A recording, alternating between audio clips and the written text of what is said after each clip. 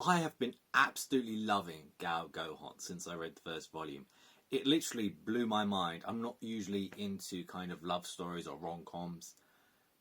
And this one just kind of captivated me straight off the bat. Like, even though it's about a cooking class as well, and necessarily that isn't my interest either, the relationship between the teacher and the student was just wicked from the get-go.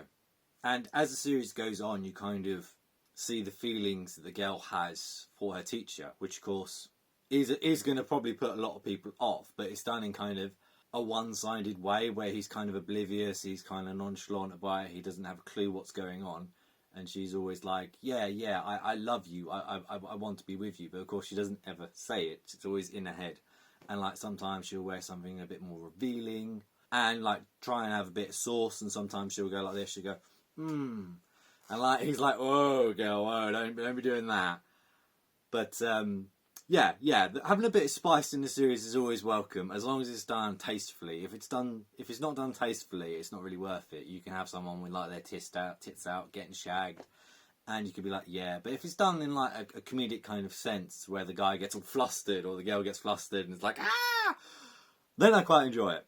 But yeah, as I said, it's about a cooking class, and like you have this basic story about the two of them, and it's going, and you're like, okay, this is really interesting. You know, this has really got me hooked. Just the dynamic between the two, and then it subtly adds in new characters, unlike other mangas which just throw a character at you because they're kind of running out of stuff and they're kind of coming too close to the end. This one does it in a way where they introduce two other characters who could be rivals to the main girl for the teacher's affection, and instead of like just being like rivals, I hate you and stuff like that, they actually bring a different layer to each of the characters. So you get to see the gal kind of have a different side for her. She makes friends with the class president, who's one of the characters introduced. They kind of have this kind of rivalry, and like they're not kind of aware of it completely. And then, of course, you get another teacher, which is, of course, teacher, and then there's a love interest in that.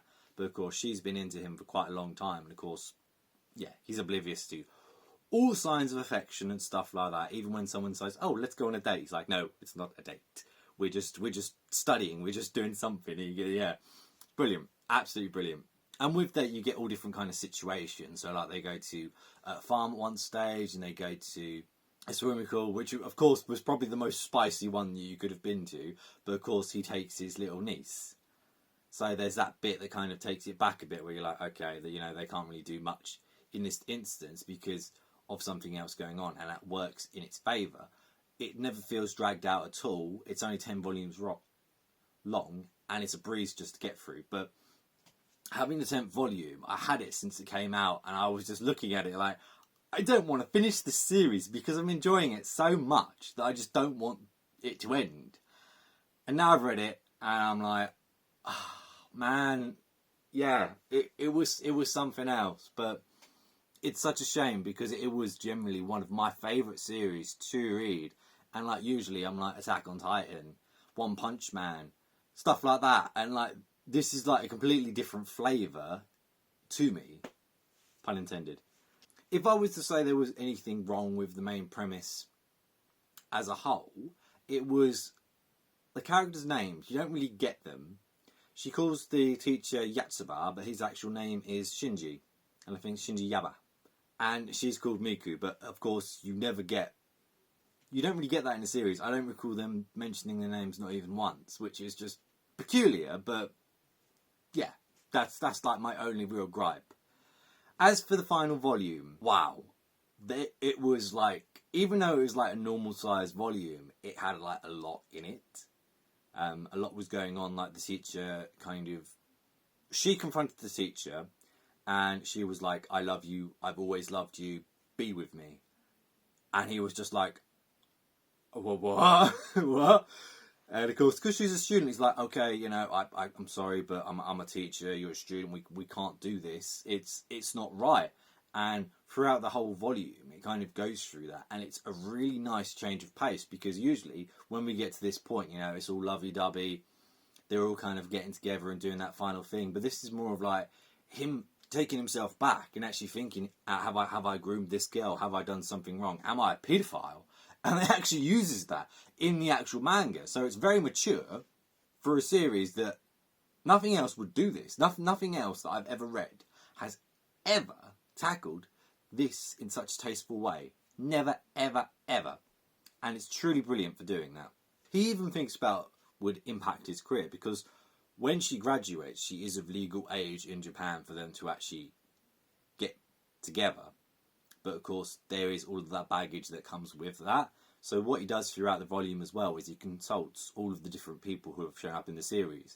And he even takes like the other teacher, who of course loves him, to dinner to kind of like let all of this stuff out of it before he just implodes.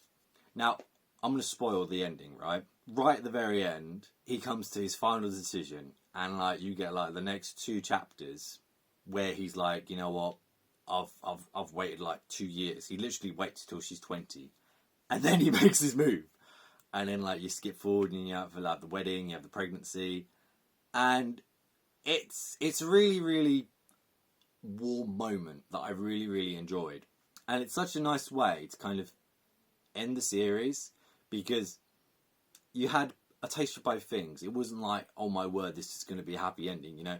It felt more earned because of the way it went through it. It didn't just feel, oh yeah, this is the ending. All flowers and butterflies, lovey-dovey. Well done. But yeah, if you haven't checked out this series, I would highly, highly recommend it. It's an absolute joy to watch. Yeah, honestly, I absolutely love it. It is generally one of my favourite series that I've actually read. If you've read it, let's talk about it.